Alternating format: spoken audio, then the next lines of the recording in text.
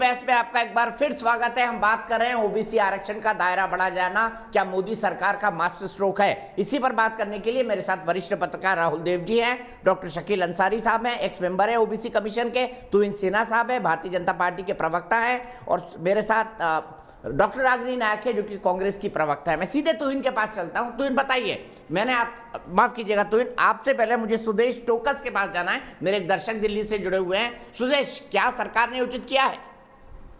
जी, सरकार ने जो बिल पास किया है,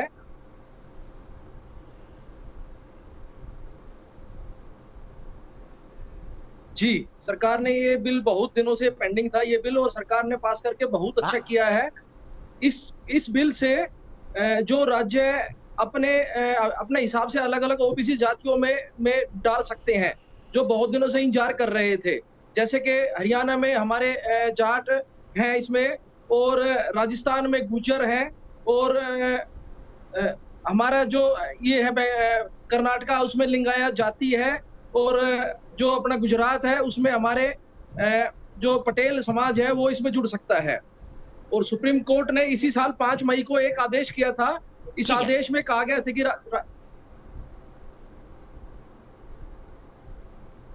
ठीक है सुदेश जी, बाकी बैकग्राउंड हम सब जानते हैं। सीधे तो इनके पास चलता हूं। तो इन अगर इतनी सारी आरक्षण में जातियां जुड़ जाएंगी तो 27% तो बहुत कम पड़ जाएगा ना।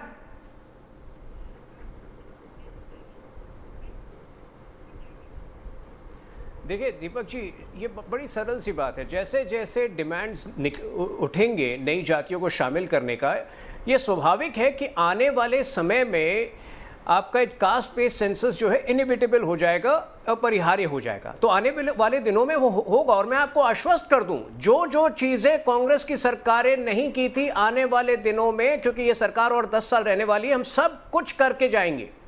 लेकिन हमारी और इनकी सोच बहुत अलग है। अब देखिए, जैसे कश्मीर में हम कहते हैं कि पहले डिलिमिटेशन हो, उसके बाद वहां पे इलेक्शन हो, वो कुछ और कहते हैं। तो मैं आपको आश्वस्त कर दूं, ये बस एक शुरुआत है।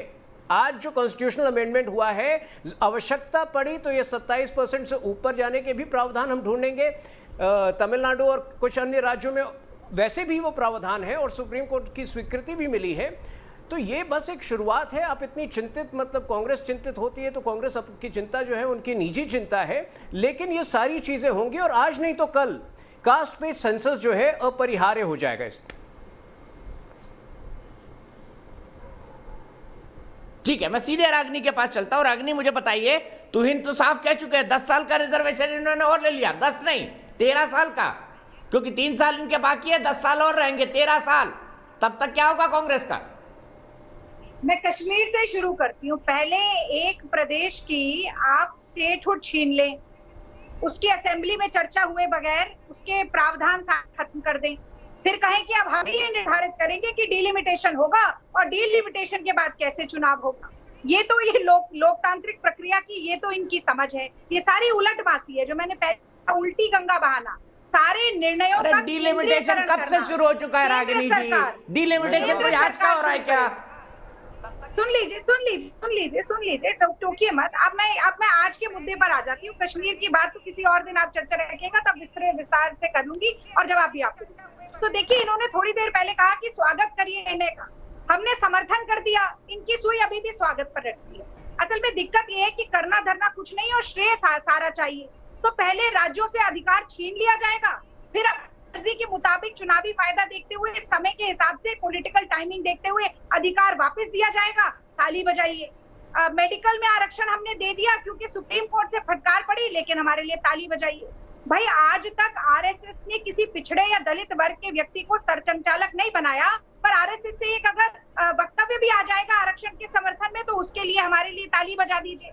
भाई, 100 स्मार्ट सिटी, 2 करोड़ नौकरियां, 15 लाख अकाउंट में, अच्छे दिन जो महंगे दिन हो गए, सब कुछ बेड़ा गर्क हो गया। 23 करोड़ लोग गरीबी रेखा के नीचे चले गए, जीडीपी माइनस में चली गई, 45 साल में सबसे ज्यादा बेरोजगारी देश में छा गई, पर आप ताली बजाइए। तो ये जो ताली बजा रहे, तो आप तो खुश होइए ना, अगली सरकार आपकी 2024 में, और बेड़ा गर्क करने दीजिए इनको। सुनिए दीपक जी, बहुत ही इंटरेस्टिंग बात बोल रही हूँ, सुन लीजिए। मैं कह रहा हूँ और बेड़ा गर्क करने दीजिए, आपकी सरकार आ जाएगी, राहुल जी प्रधानमंत्री बन जाएंगे। एक एक ऐसे ही डिबेट में आप, मैं और राहुल जी बैठे थे, हमने छपास और दिखास की बात की। देखिए मैं तो ये जवाब दूं ताली इनको। बटोरने, श्रेय बटोरने, छपास और दिखास की भड़ास ये जो मोदी जी की है, ये 2024 में इनका बेड़ा गर्क करने वाली है। क्योंकि एक अंग्रेजी की कहावत मैं भी बोल देती हूँ, you can fool some people all the time, all people sometimes, but you can not fool all people all the time. तो मोदी जी ने ये जो पूरा प्रकरण रचा है ना, सारे लोगों की आंखों में धूल देखिए, मैं झोंकने जवाब का, देना चाहूंगा वो बहुत दिनों तक दीपक चलने जी। वाला नहीं है। यही बात ये राहुल जी के लिए कहते हैं, मैं जवाब यही देता हूं, बात दीपक बीजेपी जी, वाले जवाब राहुल जी इजाजत के लिए दीजिए। कहते हैं। रागनी जी, हाँ, मैं राहुल जी के ऊपर भी एक जवाब मिनट, देती जवाब हूँ। देने मोदी जी वाले के पास हैं। चले जाइएगा और फिर समय भी समाप्त होने ही वाला है। देखिए, राहुल गांधी, चाहे हमने पिछली बार भी बात की भट्टा परसौल की, तब हमारी ही सरकार थी देश, ठीक है।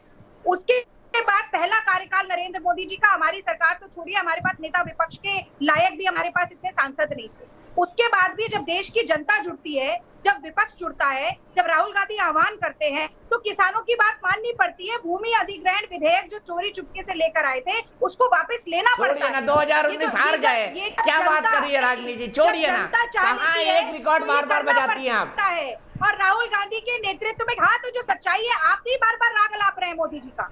तो मैं देखिए, राहुल ठीक है, गांधी तो का ये राग जवाब अलाप देंगे, नहीं तो ये- करूंगी। दीपक जी, मैं क्यों नहीं अलापूंगी राहुल गांधी तो का इन राग? बताइए। और 2024 में पूरा देश अलापने वाला है राहुल गांधी देखिए का मैं राग। बस ये भी इतना लिख कर कहना रखिए। चाहता हूँ, ठीक है, रागिनी यही जी बात कह आप रहे राहुल हैं कि गांधी के लिए आपसे कहते हैं, कुछ जो ये होने वाला मोदी जी नहीं के लिए है। कह रही है। अरे हमने क्या क्या नहीं किया इकोनॉमिकली। नहीं, मुझे ताज्जुब होता है, कांग्रेस कहती है कि आपसे कुछ होने वाला नहीं है। अरे क्या क्या हमने नहीं किया। इकोनॉमिकली बैकवर्ड सेक्शन को जो आरक्षण पहली बार इस देश में मिला है, आज जो मेडिकल सीटों के लिए जो आरक्षण एक्सटेंड हुआ है, वो क्या इकोनॉमिकली बैकवर्ड सेक्शन के लिए एक्सटेंड नहीं हुआ है?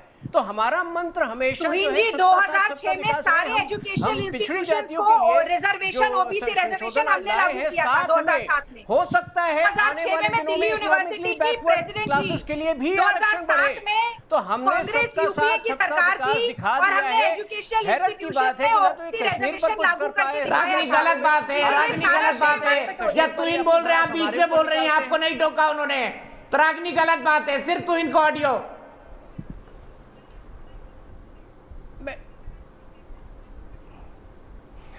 देखिए, ये मैं बस मेरी इतनी शिकायत है, ये क्या सोचकर ये लोग कहते हैं कि आपसे कुछ नहीं होगा। अरे जो कुछ हमने कर दिया 7 साल में, उससे ये पथभ्रष्ट और पथ विचलित हो चुके हैं। कश्मीर की बात हो, आरक्षण की बात हो, फार्म रिफॉर्म्स की बात हो चुकी है। उन्होंने फार्म रिफॉर्म्स की भी बात की थी। 90% किसान जो है देश के साथ खड़ा है, हमारे साथ खड़ा है। ये जो 10% जो ब्रोकर्स हैं किसान के, उसको लेकर उछल सकते हैं, लेकिन ये देश आगे बढ़ चुका है। और अब सामाजिक न्याय की दिशा में, भले वो आर्थिक न्याय हो, भले वो वाकई जो है पिछड़ी जाति को न्याय है, ये सरकार जो है अपने पथ से विचलित होने वाली नहीं है। वो सारी चीजें मैं कह रहा हूं, शायद संभवतः 10 साल के अंदर आप पहली बार, और 10 साल जब मैं कहता हूं, हो सकता है 2 साल ही हो जाए, क्योंकि हमारे जो नेतागण हैं वो इनकी आकांक्षाओं से कहीं ऊंचे वो चले जाते हैं। तो हो सकता है 2 साल के अंदर हो जाए, लेकिन एक दिन जो है हम ही इस देश में कास्ट बेस्ड सेंसस लाएंगे, जो पिछले 70 सालों में ये नहीं। सीधे मैं राहुल जी के पास चलता हूं। राहुल सर, बताइए,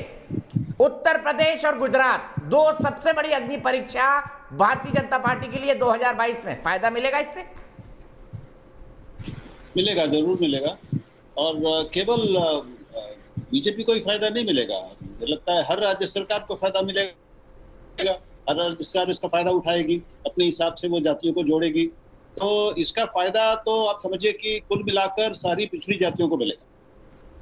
और ये अच्छा होगा कि जो ऐसी उपजातियां या पिछड़ों की ऐसी जातियां, उपजातियां, वर्ग हैं जो अभी तक फायदा नहीं उठा पाए हैं, और उसको 95% फायदे को कुछ ऊपर के लोगों ने कब्जे में कर रखा है इन जातियों में, उसको उस तक ये पहुंच सके लाभ, ये बहुत जरूरी है सुनिश्चित।